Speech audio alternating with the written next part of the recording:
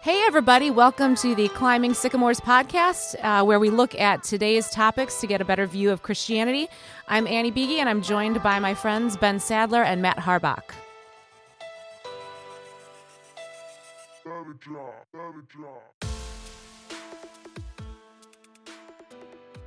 All right, welcome back. Rolling. Remember, like, share, etc. Yeah, give us some love, people. We put so much work into these. My gosh, I lose so much sleep over these podcasts. So much. Matt, what did you want to talk about today? Well, so last Sunday I was sitting in church, as I do every Sunday, and I was thinking about the Apostles' Creed. And we say... And what is that? Can you tell people, what is this? Yeah, the Apostles' Creed is a creed that's been around since like 300 AD that we recite every other Sunday here. And it just gives like a clear description of who God is, basically. God being, of course, the central figure of our faith. So just clarifying that there's a trinity of persons, but there is just one singular God.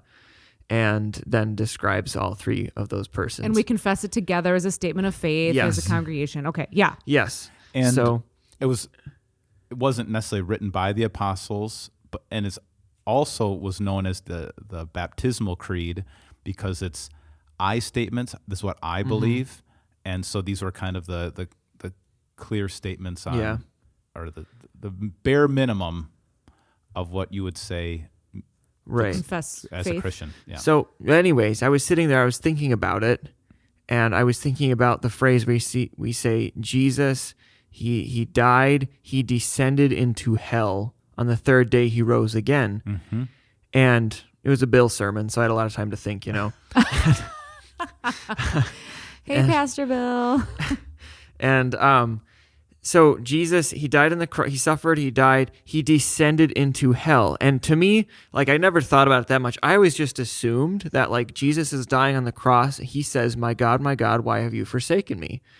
And so that was hell? God that was in essence separated hell? From Jesus. And in that sense, because he's separate, like that's what hell is separation from God. Yeah. So that's kind of like, I never thought about it too much, but that was sort of in the back of my mind. Like, oh, that makes sense. When Jesus says, my God, why have you forsaken me? That's him going to hell because he is separated from God. That and makes that's sense. what hell is. Okay. But then I looked it up. And this is what dear old Wikipedia, scholar of scholars, has to tell us. So it's a doctrine referred to, let me put my cheaters on. Put your cheaters on, old man. It's a doctrine referred to as the harrowing of hell. Hadn't heard of this before. In Christian theology, the harrowing of hell, or the descent of Christ into hell, is an Old English and Middle English term referring to the period between the crucifixion of Jesus and his resurrection, meaning when he is in the ground, in the tomb for a couple of days, right?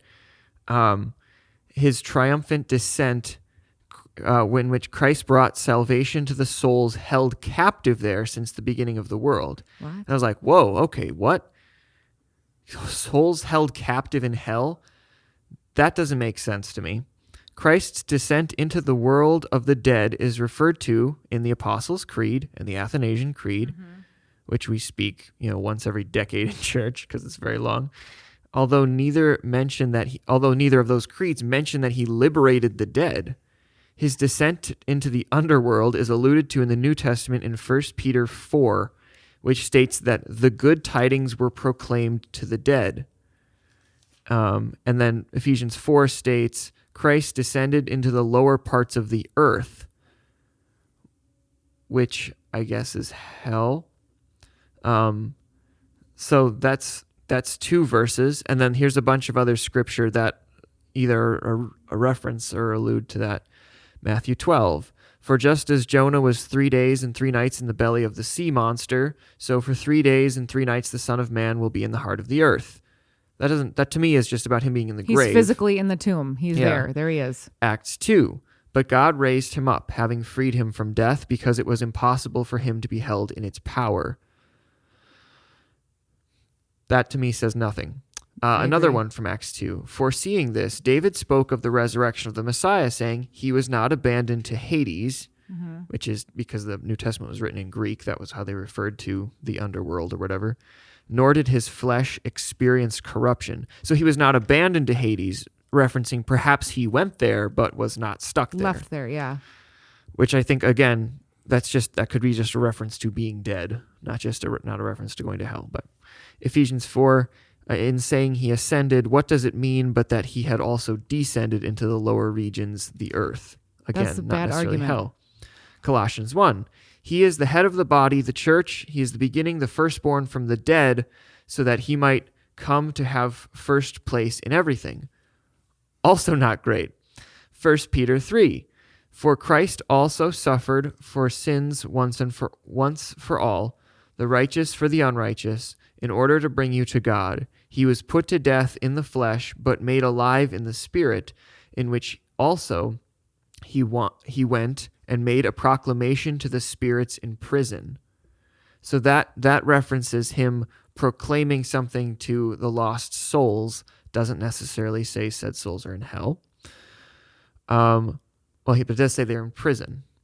And then the last one is 1 Peter 4. For this is the reason the gospel was proclaimed even to the dead, so that though they have been judged in the flesh, as everyone is judged, they might live in the spirit as God does. So those last two in Peter, I think, are a little closer to referencing some descent. The problem is that, so it seems like the early Christian teaching is that Christ goes to hell and frees the souls that have been there, like believers before Christ, like Abraham. Right. But that suggests that Abraham suffered in hell for Right. like 1,500 years, Right. or what would that be, like 2,000 years Which almost? doesn't 1,500 make a ton of years-ish? sense. A long time, like 1,000 years, Abraham suffered in hell before Jesus, and then Jesus came and took him to heaven. But then, we hear that Abraham believed God, and it was credited to him as righteousness. And yes, the death of Jesus is a shocking event, but belief in the Messiah, the faith of Old Testament believers is really no different than the faith of New Testament Right. believers. They both believe that Jesus was going to save them. We Right. believe Jesus is going to save us. They believe Jesus is going to save them. Right. The difference is we're just BC AD. Yeah. I mean, so this is really quite disturbing to me now. 100%. As somebody who was not raised Wells, I was not raised in the Wells. That was one of the very first questions I had when I, kind of started going through the classes, however many years ago. And I asked our pastor at the time, what does this mean? And he said basically that Jesus went to hell to say booyah to the devil. And I was Baller like, oh, move. I mean, I would have also. Yo, 100%. Go. Yeah. And as my son, I told the guys this, but I'll tell you all too. I asked Tristan this a couple weeks ago. Tristan's my son. He's 16. And I said, what does it mean that Jesus descended into hell? What does this mean? We don't really ever hear about this. Like nobody preaches on it. Like it's just not kind of touched. And then all of a sudden it shows up in the creed. And he says, well, basically he went down there to call the devil a bozo and tell him to get wrecked. So that's if Gen Z was preaching a sermon, that's how it would go. When in 40 years mother when they like son. Yes. when they have a Gen Z translation of the Bible, It's that's gonna probably be gonna be he in there. went he went down there to call the devil a bozo and Get told him to get wrecked. Yeah. So this is a controversial teaching or understanding. And so I remember a professor saying the unfortunate ordering of the Apostles' Creed, like how it's ordered, because it says, he died, descended into hell, and then rose on the third day. So it sounds like having died, he went down to hell, according to the Apostles' Creed, if that order, Proclaim victory.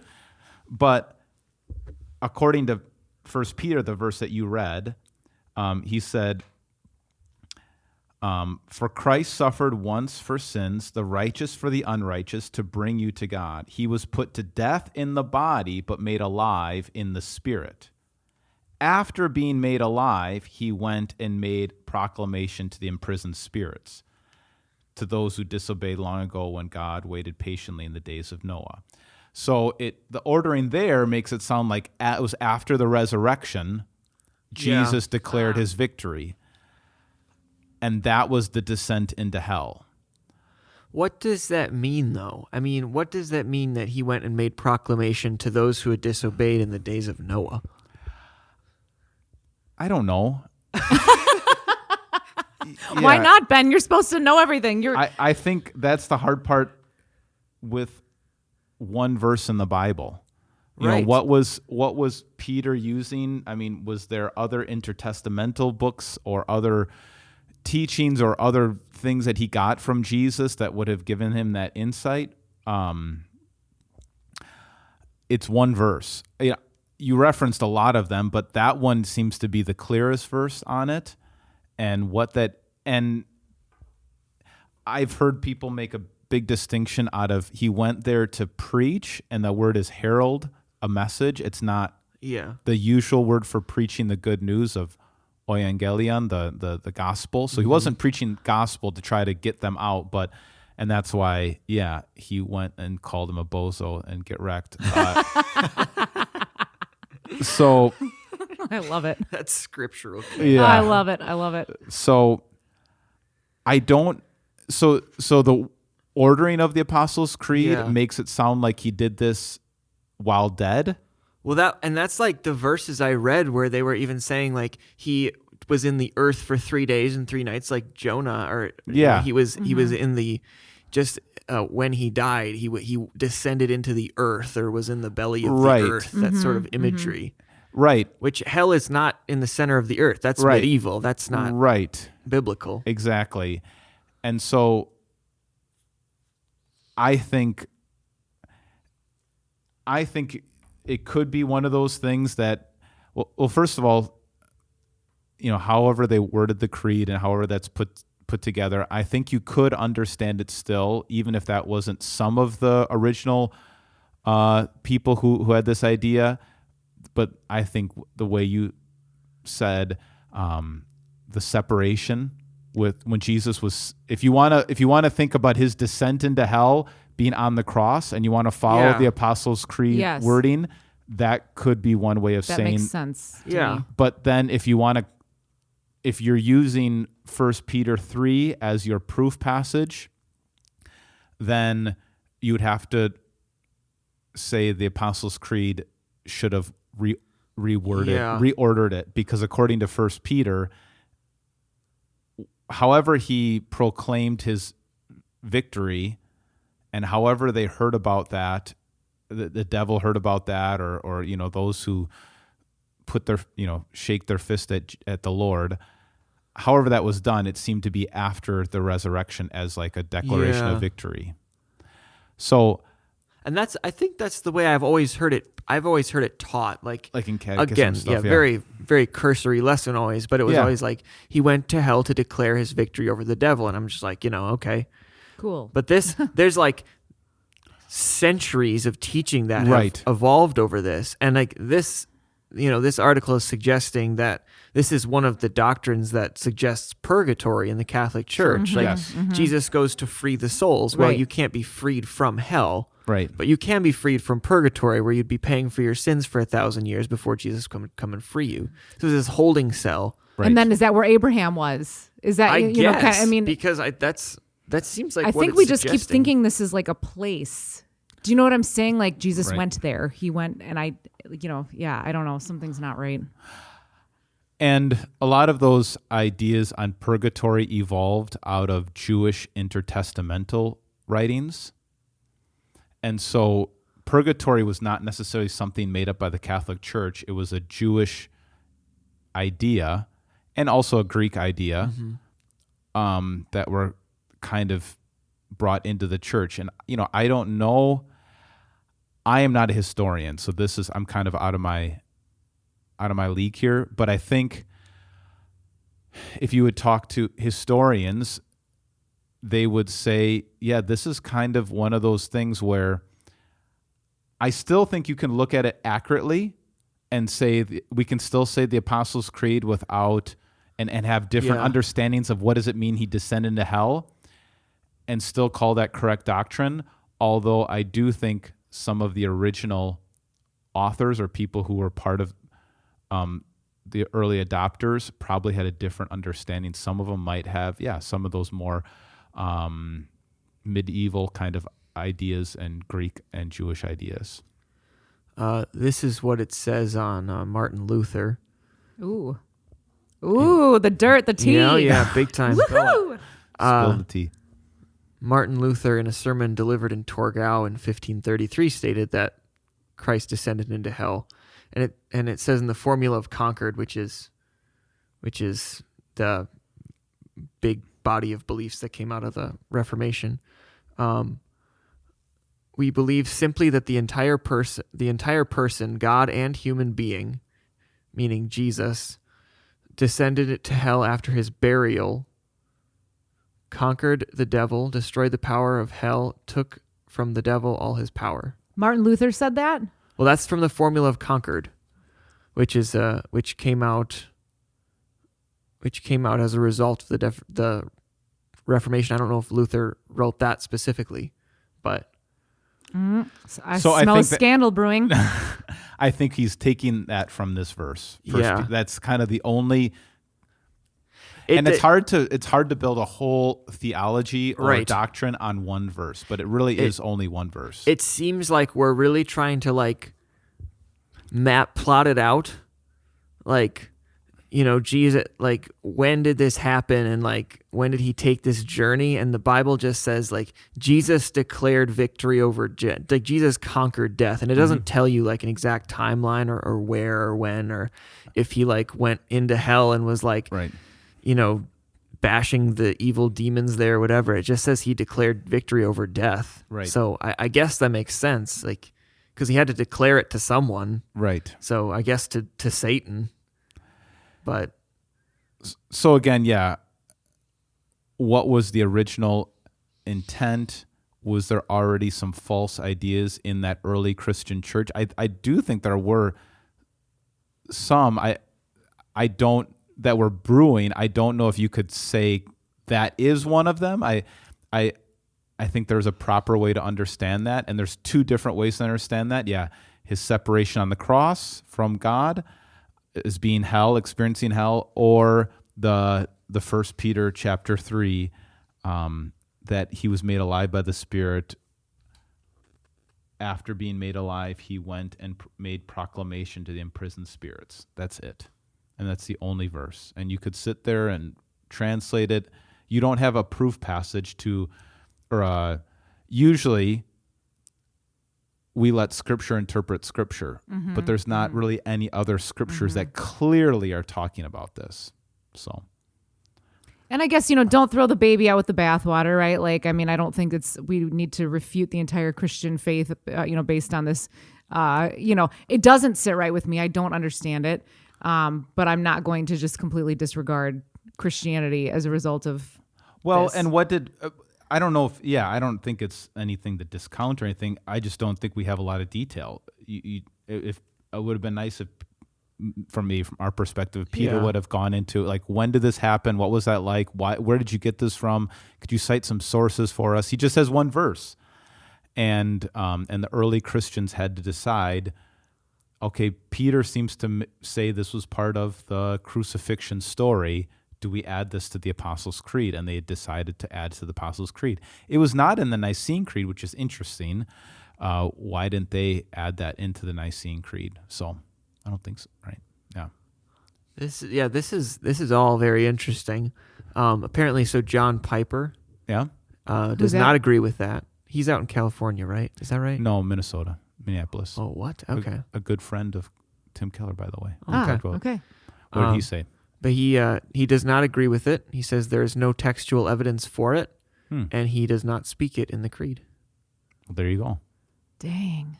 Well, I guess to me it's he descended into hell. Why doesn't it just say he defeated death or Sure. something like that? Right, because his death was proclamation enough. It is Right. finished. We're done here. That's enough. It So makes why? by saying he descended into hell, it gives you this idea that there's a location involved. Right. And if there's a location, then there has to be a time. It's an event. He's going there, and then he's doing what? And it's And he descended, he went down, right. And into hell, which is in the center of the earth. Like, well, what? It's not, guys. It's not. Have you ever been there, Annie? Have you ever been to the center of the earth? We got close this summer, actually, because you went down to the Grand Canyon. But Yeah. Yeah, I don't lose. I think that's why, even our catechism classes, we don't spend a great deal of time because we just don't have a lot in the Bible on it. which I think is good, actually. Like, Yeah. don't make it more than it is. Don't try to dig in too much because there's nothing there. I mean, you think about the difficulty of putting a short list of this is the essence of Christianity in the early Christian church. And so you have all these people that are trying to like, let's boil this down into a simple statement for everyone to believe. And for whatever reason, they thought this was supposed to be part of it. And because they're looking at this verse. And so I can't really blame them for that. I can see where they got it from. But it is confusing, and it's not it's out of all the statements in the Apostles' Creed, that is the least clear statement. Everything else has, that Jesus was born of a virgin. Right. That's clear. That's from Matthew, and that's from Luke. That he was crucified. That's in all four Gospels, and it's also in all of the epistles, and it's in Isaiah and the Old Testament. So all the other statements have all of these verses that you can look as a proof passage. You read off a bunch of proof passages, but they're all kind of a stretch. Yeah. They're not really proving that. And so, I don't know what else to say, but that's interesting. I did not know that about John Piper. I wonder how many other Christians are conscientious objectors. It says so it looks like there's some schools of thought that say that Christ descended into the limbo of the fathers, which is purgatory. That's purgatory. But some people say that he descended into hell and suffered there. And to me, the only suffering would have been when he says, "My God, why have you forsaken me?" Right. Because, again, to me, that's the only time that we know about that. Again, it's like you're trying to make hell into a place. Right. It's a disconnect. Yeah. Right. And it's like from hell God. is separation from God. Right. So if God forsakes you, you're in hell. Right. And so, boy, I don't after reading It's never sat right with me, honestly. But you spoke it, you sheep. Now I'm I'm not going to say. I'm going to not say that line. Quietly, just not speak it. I don't know if I'm going to stop saying. I still think you can. There's a way to understand it, and I'd need to do more research to really think about this more. So I think that what we should do is we should change the wording to, like, he suffered or he declared victory, he defeated death, or something like said, that. I'm sure Booyah! that'll go over well. Like 2,000 years of tradition, and Matt Harbach has declared that the whole Christian church. Well, I'm just gonna say, prove it, because these verses that I read off, these are not good verses for for building an argument for something.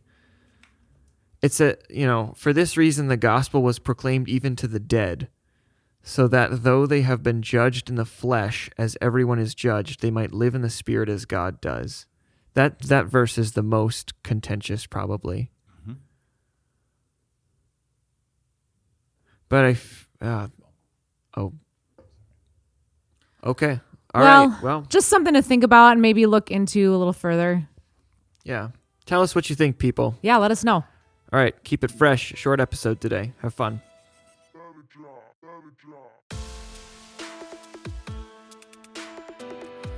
If you'd like to get a hold of us here at the Climbing Sycamores podcast, feel free to email bsadler@victoryofthelamb.com.